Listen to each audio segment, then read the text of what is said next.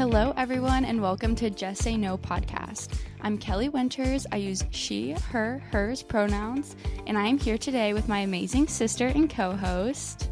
Hello, everyone. I'm Coach Kayla Wynn, aka Kayla Winters. I utilize she, her, hers pronouns, and we're so excited to have Paola G joining us today. She is a fashion and beauty expert, up-and-coming Latina singer. She's been in fashion and makeup for over 8 years, and Paola's mission through her different channels is to empower others to be bold and confident because you fucking can. A huge welcome to Paola G. Today, we will get into Paola's journey of rejecting, seeking, and changing. But before we do, it is super important that Kayla and I take some time to acknowledge the privilege that we hold. As we move forward, neither of us want to cause any harm with our podcast as we explore a range of topics. Kayla and I are both white women born in America, come from a middle-class, single-family home. We both have a college education, are in heteronormative relationships, utilize cisgendered pronouns, are able-bodied and neurotypical. Thank you, Kelly, for that acknowledgement and holding this space to acknowledge our privilege as we dive deeper. We also want to hold space to acknowledge the stolen Native American land that we are recording this podcast on. So Kelly and I are located in Orange County, California, and this region includes the Tongva, Juanino, and Luiseno Native American tribes. Thank you, Kayla, for holding space for that acknowledgement. Now, let's jump into our special guest. Hello, Paola. Welcome to Just Say No. Hi, thank you for having me. Yes, we're so excited to have you here. And before we get started, we briefly want to get to know you more. So we have 2 off-the-bat questions for you. So where are you from? Originally, I was born in Chicago, but I think around when I was like 7 or 8, I'm pretty sure I had my 8th birthday here in Phoenix. Okay, cool. And what color are you feeling today? Pink. Love it. Always a good choice. That background. It's all like, is the purple, like, is it speaking to me? But I'm always some sort of pink. It's like a soft warmth that I like. I love that. Beautiful. I love that like start to it, and just like your background we were talking earlier, it's just so pretty, and like you look like you're glowing, like it's like angelic, like you're just so excited to have you here. This is so exciting, and as you know, Just Say No focuses on this idea of rejecting, seeking, and changing. So we want to jump into a time in your life where you had to just say no. So with the way that you guys explain that it's like just say no, rejecting something that's pretty normal to you, or maybe something that may seem uncomfortable to you. For me, I know that growing up Latina in a very strict household, I feel like there were a lot of cultural norms, there were a lot of stereotypical norms that were always kind of put on me based off of either my family, my religion, by the media, stereotypes in the media, by friends and family, and especially growing up in a pretty whitewashed community where I was one of the handful of people of color. I feel that a lot of people had this preconceived notion of who I was supposed to be, or that I was supposed to be like the, loud, crazy Latina that's like, which, I can, but that doesn't mean that every single person is like that. And so, for example, when it comes to like cultural norms, my parents were very strict on me. And so they were super duper strict. And, even when it comes to things that a lot of my friends or people around me, a lot of my white friends that people were doing, like just say like, going out past a certain time, having sleepovers with their friends, going to college. College was a big deal for me because I knew that, I wasn't just going to be like, I'm going to up and move out the house, because with Latin parents, it's not really like, oh, you're 18, you're getting kicked out. It's like, hey, like you can pretty much stay here as long as you want until you get married. So I remember talking to my mom around my junior year of high school saying, I think I want to go to college. And you know what? I don't really know what it is for yet, but I've got good grades. You've always instilled in me to get good grades, because if so, then I can get scholarships for school. And I was like, I think I want to go away to college. And she goes like, well, why do you want to go away to college when you can just go to a community college? You can just go and you're pretty much just going to stay at home until you get married. And I took a step back and was like, that's not really necessarily like my end goal. It's not like, oh yeah, let me just kind of do things day by day and wait until I get married and then kind of start my life from there.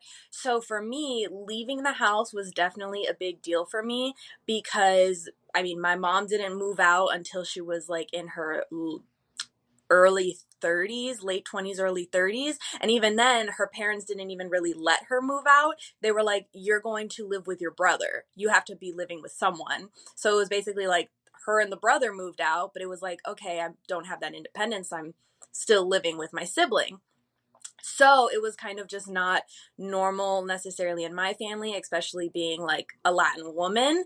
It's like, why do you want to leave? What's so bad about being in the house that you want to leave? And it was like, no, I know that I need to have growth outside of my family, outside of my surroundings, outside of my community, outside of what it is that I have known my entire life, especially growing up with them being pretty strict on me and feeling like, you know, not that I had some horrible childhood or anything. Is I had a beautiful childhood, but just saying like, oh, maybe there were certain things that I wasn't allowed to do just because my parents were like, no, you're not going to do that. So with going to school, I knew that it was going to be a big step for me to separate myself from my family, to be like, all right, who really is Paola? Who am I outside of all of that? To be able to say, okay, you know what, this is where I can start to grow. So definitely kind of just saying no to all those things that I felt like I grew up with, those that strictness of my parents, the cultural norms around me, to be like, oh yeah, like she's like this Latin girl. She's really loud. She's really crazy. She's all this. It's what I've seen in the media. I had to learn to take that back and be like, no, I need to learn who I am completely for myself and not based on what people are around me. So definitely going away to school, which was very, very hard. And I had a very hard time with my family through it, with friends through it, especially a lot of my close friends. They went to a different school than I did. So I was pretty much the only one of my friend group that went away northwise, and it was very difficult, but I think it was a very difficult learning process that I needed to have, because I learned a lot of independence. I learned a lot of who I was apart from everything else that I was familiar with, and it helped me grow so much and to be who I am today. You make that sound so graceful. Just like, now here I am, this beautiful butterfly. Sounds graceful, but it's rough. It's like Yeah. taking a hike through glass barefoot. It's not fun whatsoever. Yeah. It's learning process, and it's something that I'm still continuing to learn every single day, especially when it does come to like my parents. I know it's something that I almost feel like I'm now teaching them all these things, like when it comes to mental health, when it comes to different societal norms, when it comes to what is okay and what's not to say, how to handle different situations, and to now be like, you know, I know I'm your little girl. I will always be your little girl, but you have to understand that your little girl is also a young woman now.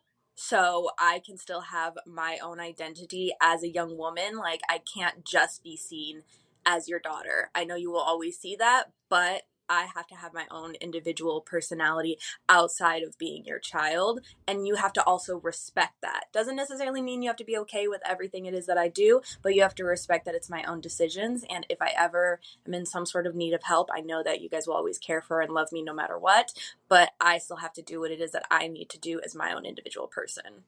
For sure. So you said that it was like Kayla was like, you made this sound so graceful, but you said it was like walking barefoot on glass. What were some of the emotions that you went through as you started this process of like rejecting all of this?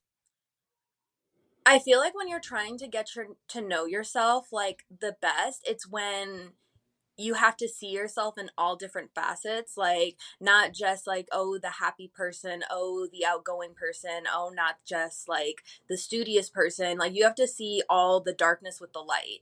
So when it comes to like acknowledging all that, there were a lot of things I had to see and be like, okay, these are things that have happened in my life, gone on in my life, like what it is that I want to do to change that. How can I be a better person? Even to this day, I still look and be like, all right, what is it that I did wrong in this situation? What is it that I can do to be better from this situation?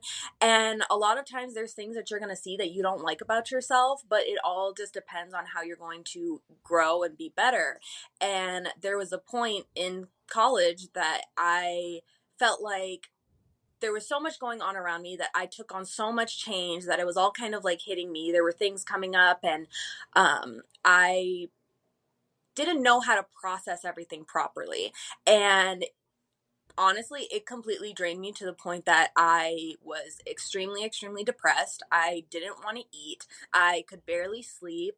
I would wake up in the morning and just immediately want to cry. It was just the idea of getting out of bed just made me want to absolutely sob.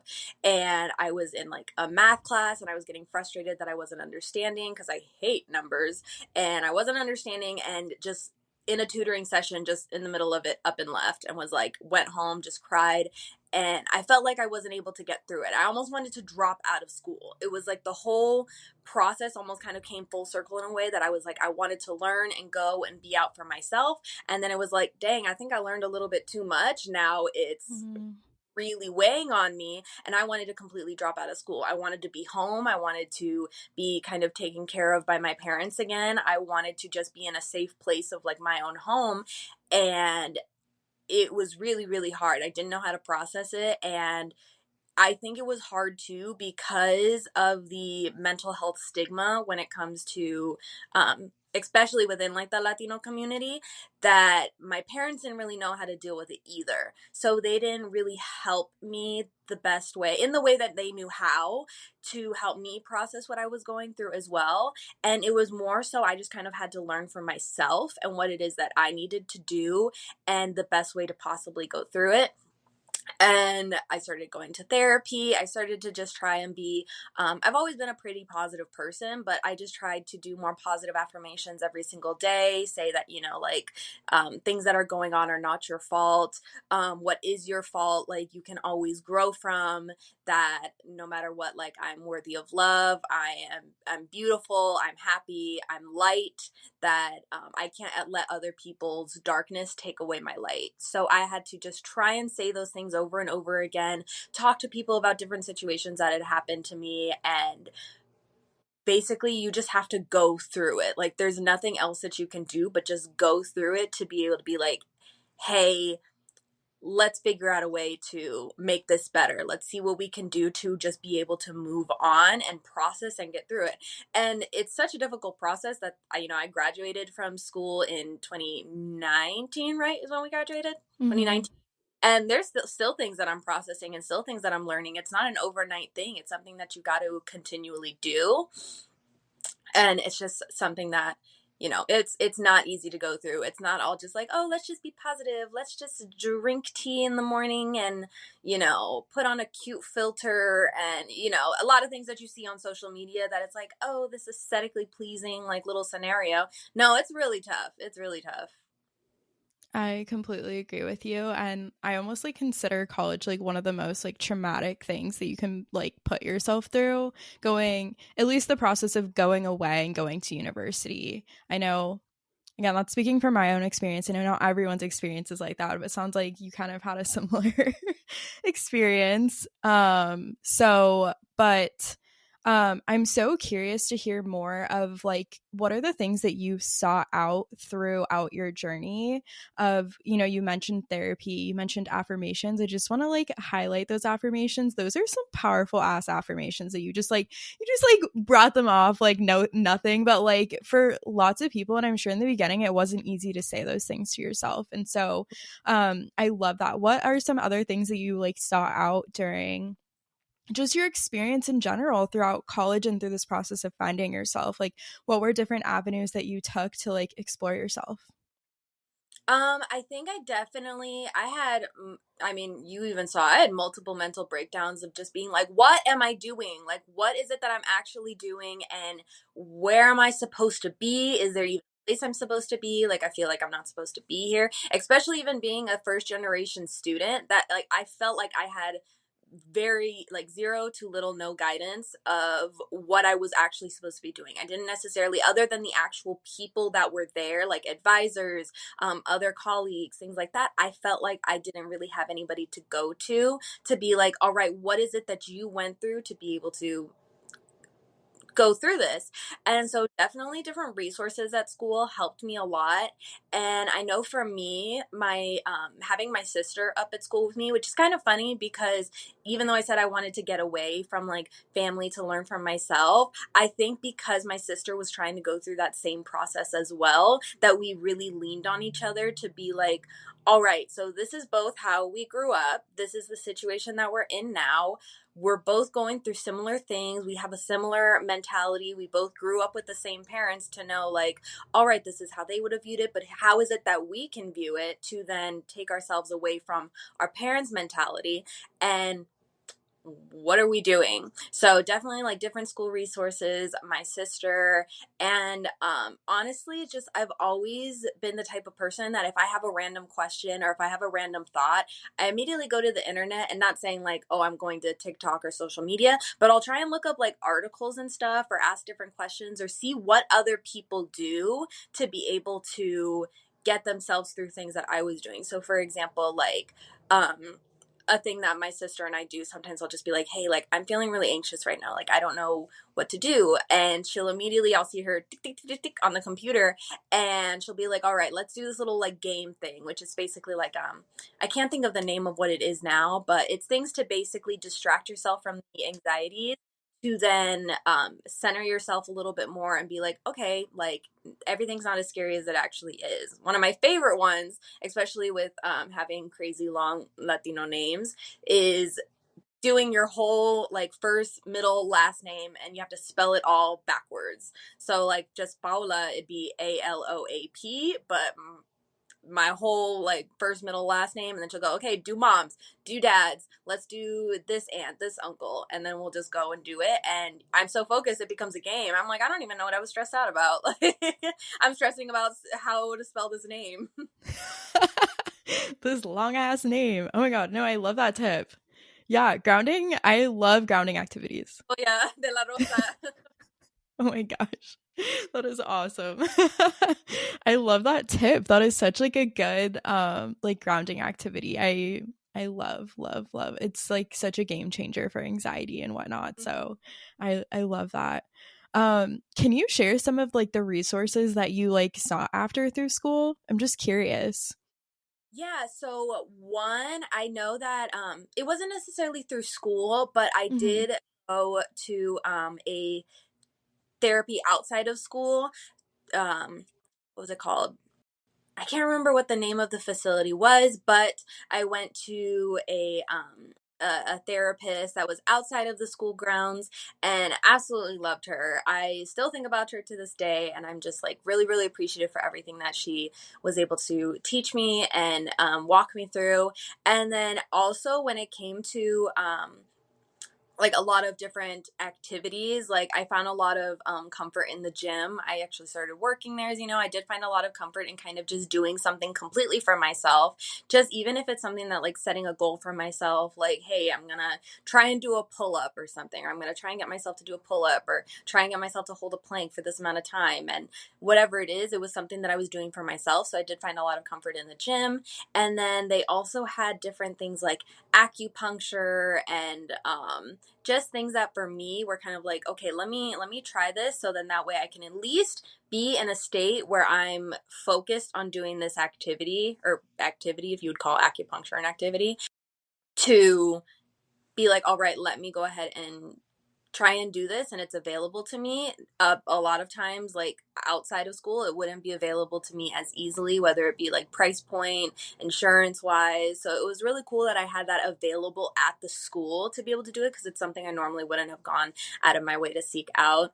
So things like that. And then different clubs too that I just found were to similar people that were similar like me and going through similar things like me. So for example, they had like first generation groups, so then I could be around people that were going through the same thing, saying like, I'm confused, I don't know what to do. And just in general, I think with all the like RAs, CAs, people that were always there checking in on me. I was actually able to get like pretty close to some of the RAs from like my freshman year and the halls, and it was kind of cool to have that like mentor to go through that time with as well, and just have someone to feel like I could go to. So that was some of the resources that I know that I could think of off the top of my head that I know helped me a lot. Awesome. Thanks for sharing that. What would you suggest to someone that was in your position in school?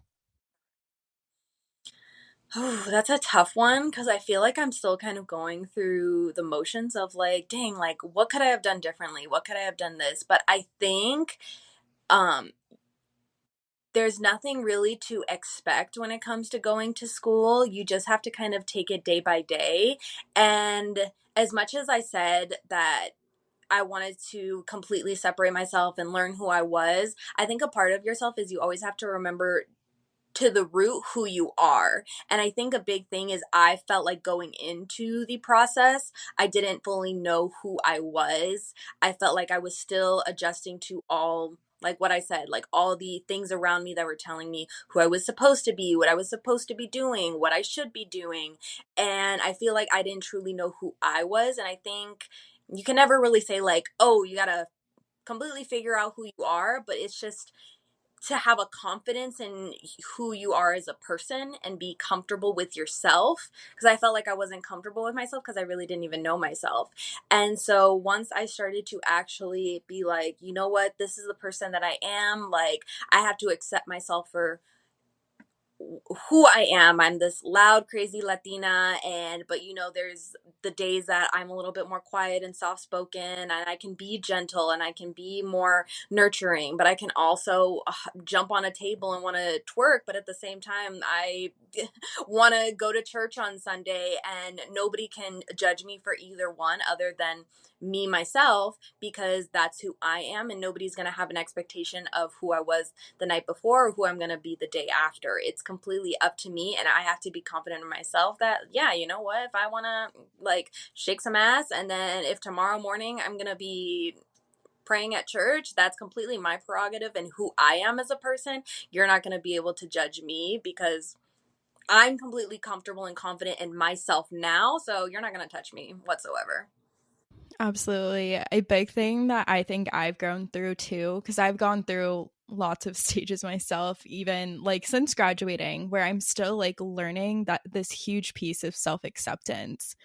And Exactly. this again is something that Kelly and I were talking about yesterday, and talking about her experience of like, you know, graduating with her AA and not feeling like it was enough and like all these things. And I feel like even with my bachelor's degree, like it still wasn't enough. Am I going to like get my master's? Am I doing this? Am I doing that? What am I doing?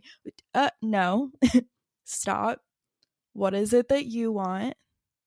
What is important to you? Where are you spending your time? What is important to you? I feel like that's never like a question that's really asked. Like, where do you want to be spending your time? Where it's, you know, it's always like, how much money are you going to make? How much, where are you going to this? Like, what kind of house are you going to have? Like, none of like, are you actually happy? What is something that you enjoy doing? Because like, those are very important pieces to the puzzle that like somehow just like aren't important. And this process of like trying to find yourself, at least for the people I feel like I was guided by through college.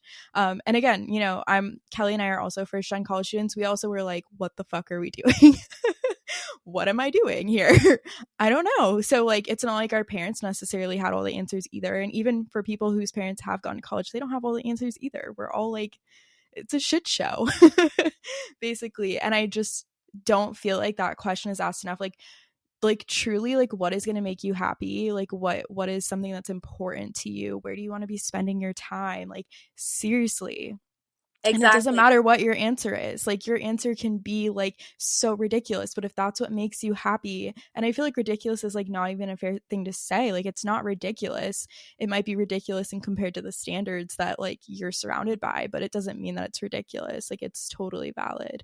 And I think that that's what's like so missing. And like higher education and just like people growing up, period. Yeah. Pressure that I put on myself with school was, oh my God, I need to do something that's going to make me a whole lot of money. And I know for me, Yeah. the biggest thing, because I'm Mexican and Brazilian, I speak Spanish and Portuguese. Spanish a little, both of them a little brokenly, but I can hold a decent conversation. And for my parents, they were always like, oh, you should get a government job. You should do something like this. Take advantage of those languages. And I'm like, that just, yeah, can I make a lot of money? Do I like money? Yes. But like, do I really want to do that? No, that's not something that makes me happy whatsoever. So it's like, I felt like this pressure of like, okay, if I'm going to make this big step of going to college, I got to do something that's going to, really impress everybody that my parents can be proud of. And even then to this day, my dad will still be like, what did you graduate with again? And I'm like, strategic communications, dad. Like, I got to explain it to him. Even then, I got to put in Portuguese, comunicación estrategia. And I'm like, there it is. However you want to translate that, however you want to explain it, figure it out. But that's what it is. And finally, it was like, I took a step back around the time right when I turned 25, I was like, oh my God, like, it's here. I'm in my mid 20s. And I was like, I'm not happy. So, what is it that I can do to get myself there? And then finally, it's just like I had to think of all these things like, what is it that I feel like I didn't give enough of a chance to? And I've always really been into music. I have always loved music with a passion. I mean, literally singing in the shower, I'll have a whole ass concert just to myself and my bar of soap. And I've always really, really loved it. But I felt like it was something that I couldn't really get anywhere with or do anything. So I would never really pursued it or put much thought into it. And so now, as a young adult, being able to be like, I can pay for my own singing lessons, I can pay for my own equipment, I can do things for myself. I'm like, that's something that's going to make me happy. And it's something that I'm doing it for myself. Is it going to make me a whole lot of money like right now? Probably not. Could it get somewhere in the future? Honestly, hopefully, but it's something that I want to completely do for myself. And even had like my parents be like, are you sure you want to do that? What's the end goal with this? And I'm like, for right now, it's just what I'm doing in the moment, and whatever happens is gonna happen, and it's just something that's making me happy. So that's all I can ask for right now. It's something to take a step back from the everyday, the waking up, going to work, going to the gym, going to the grocery store, cleaning, just going to sleep, going back to work. It's taking a step back to be like, all right, let me do this thing for myself. Wow. I'm like so excited for you. And our next question kind of jumps into like, how have you changed? Right. And I feel like, I mean, just that process of like choosing yourself and like investing in something, like not even time, money, like everything for something that is important to you. Like, holy shit. And to only Mm-hmm. be 25. I feel like there's so many people who like don't do that until they're like 40, 50. Like that's why midlife crisis is a thing, you know? So like I think that that's like so powerful. So I'm so excited for you. You so much. I'm like really like, not to be like, oh my God, me. Like, I'm just really excited for myself too, because I think I've gotten to a point in my life where like, in like the nicest way possible, like nobody can tell me shit. Like, if someone's like, you're ugly, and I'm all like, cool, at least I'm happy. Like, whatever it is, like, I could care less. Like, I feel like, obviously, like, I'm still sensitive. Like, there's still little things that get to me here and there. But at the end of the day, like, I'm very, very secure in who I am as a person. Like, nobody can tell me anything. Like, I'm going to, as best as I can, stand up for myself. Just own up to my own mistakes, be like, you know what, I happened, but at least I can learn from it and move on and figure it out. I still have a bit of a hard time admitting that I'm wrong, but I'm working on that. But I'm like, that's one thing I'm still working on. But when I'm trying to, if I have little disagreements or I have little arguments, I try my best to be like, hey, let me reflect and really see where it is that I went wrong. Because then I can go and be like, all right, let's learn from this and let's grow. So then that way the next situation can be a lot better. And you obviously want to be like, oh, there's not going to be a next situation because I'm going to be so better. There's always going to be a next situation. There's always going to be some disagreement you're going to have, some problem, whether it is with somebody else or even just within yourself. So I just got to be like, hey, like, I got to own up to whatever it is that I did. If this other person isn't going to own up to what they did, I have to be comfortable and feel safe within myself as well to be like, you know what, even if they didn't apologize, even if they can't acknowledge it, then I still have to be okay with myself and what I did and what I can learn in the situation. Absolutely.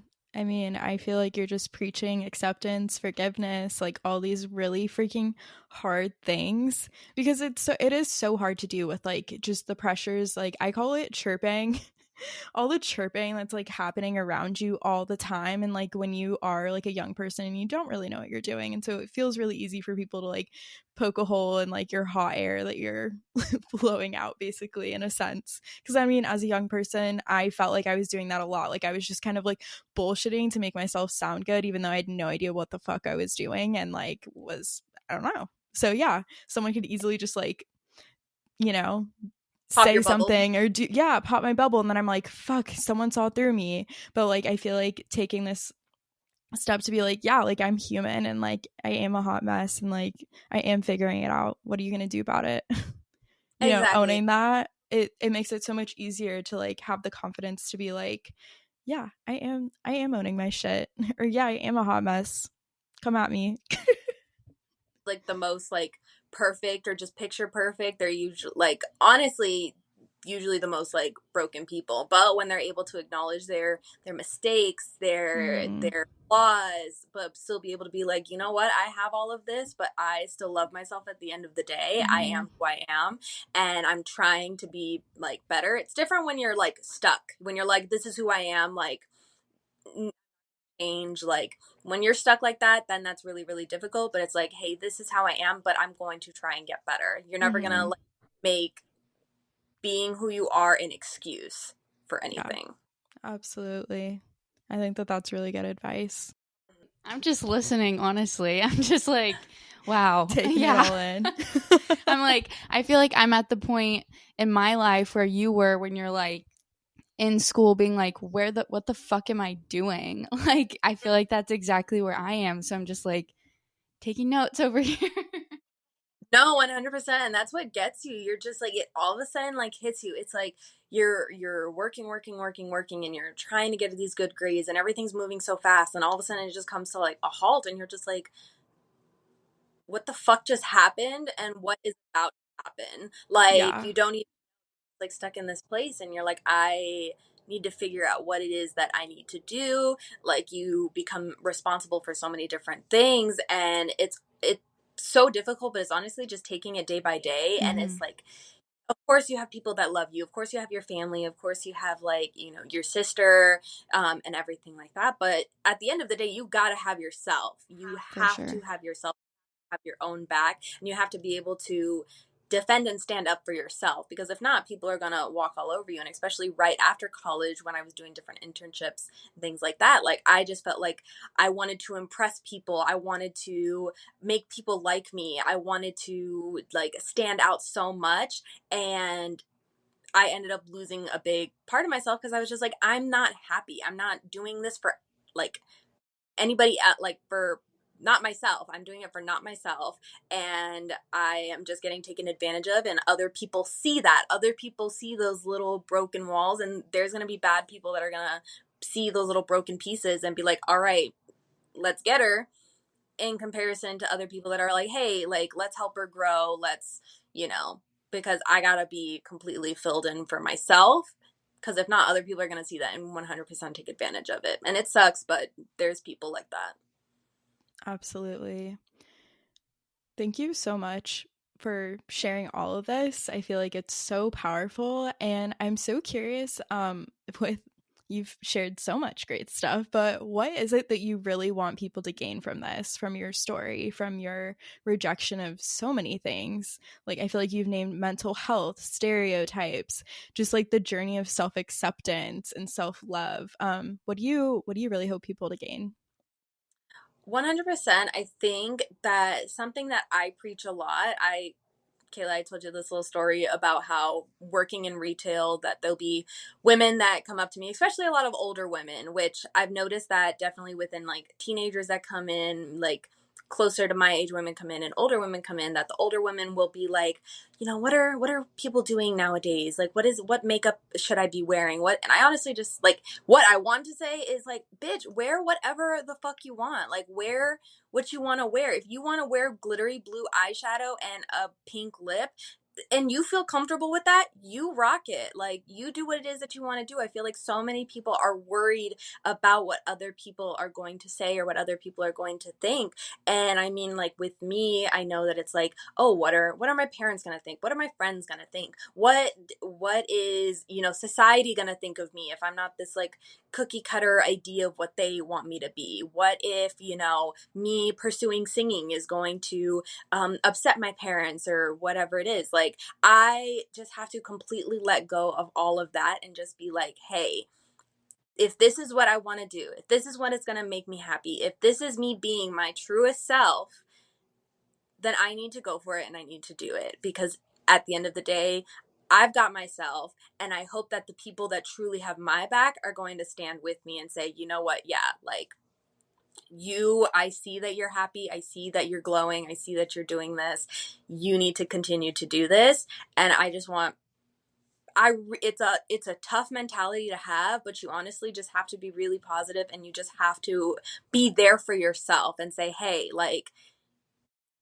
I'm owning my own shit. I am 100% myself. I'm comfortable with myself. I'm confident in myself. I love myself, and nobody else can take that away from me. Boom. Boom, boom, boom. Like, damn. That's some powerful shit. Like, so I feel like it's really, really exciting, and like I'm so happy for you to know that like you're now in this place of like owning your shit, because everyone deserves to own their shit. And like I'm gonna keep saying own their shit, own their shit, own your shit, because what's so beautiful about you owning your shit, Paola, is that everyone else in your life, your sister, your family, your friends, everyone else is going to see you owning your shit, and they're going to be like, damn, like, they can take it two ways. They can be, take it the bad way and be like envious, talk shit, whatever. Or they can take it the way like, damn, she's owning her shit. Why am I not owning my shit? And that's giving them permission to own their shit. And then it's a huge chain reaction. So like I feel like you stepping into this and stepping into your power and like owning your shit, I feel like is just doing so much for other people to own their shit too. So I'm just so proud of you, and keep doing it. Don't give up. Don't give up. I feel like I've definitely even been like, damn, I need to get my shit together over here. Like, but no, there's gonna be people that are gonna be like, oh, like, who does she think she is? Like, whatever it is, it's all like, who do you care right. who I think I am? It doesn't matter. Like, you, like, just exactly like you're saying, like, you just gotta own your own shit and take it for what it is. Like, whatever shit that you can own at this moment, own it. Other shit that you can't own, you'll figure out and you'll work on owning it. Like, it's all such a process. It's not gonna happen all at once. I'm still going through it. I'm still trying to figure it out. There's so many things that, like, yeah, maybe that's some shit I haven't owned up to yet, but we're getting there. We're working on it. And I feel like it's so easy to like, you're human, you have all the grace that you want, you're doing the best that you can, and that's all that matters. So 100%. I feel like so inspired because, again, like I said, I feel like I'm like, obviously I'm like 5 years behind you guys and where I'm at, but I just like, thank you for being here and sharing your story, because it makes me feel like so seen and like understood that like I'm not alone, and like we all go through this shit, and like here's what I have to like look forward to as it goes on. So thank you so much. oh, Absolutely. And it's to be able to be open to all of this at where you are in your life too. Like, I don't want to say like at your age, because it's like I feel like I was just there, but it's like to be able to be open to it, because you'll be open to so many more new things that you're owning more shit like in 5 years from now, and just being like, hey, like, I am so much more like myself than I ever would have thought I would have been. I mean, I think about myself, like if my 20-year-old self would like owned my shit like I own it now, watch the fuck out. Like shit would be so different. I'm sure you can feel the same way. Like, damn, if 20-year-old me like owned my shit like I do now, like college would have been way different. Like it still would have had its own challenges, but definitely would have been different. God knew to like make me a little bit depressed, because if not, I would have been too powerful. Honestly, you're not wrong. No, I'm just kidding. A little bit. Yeah, take a step back. We had... Oh my god, I love it. Well, that was... Well, I again want to thank you so much for like taking the time to share your story and just like empowering others again to own their shit and like fucking just do it. Like, what are you waiting for? The only thing that's holding you back is you, and like there's no reason why you can't be a baddie and own it.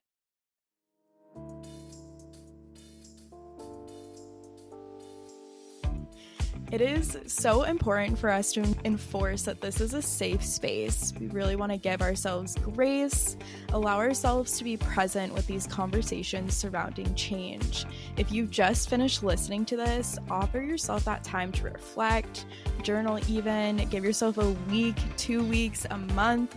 I mean, like, this is a journey, so don't forget that. Remember, you can find this pod on any podcast streaming service, and the video version is available on our YouTube. Our episodes come out on the first and third Friday of every month. Thanks for listening, and in case you didn't catch it, just say no. Slade.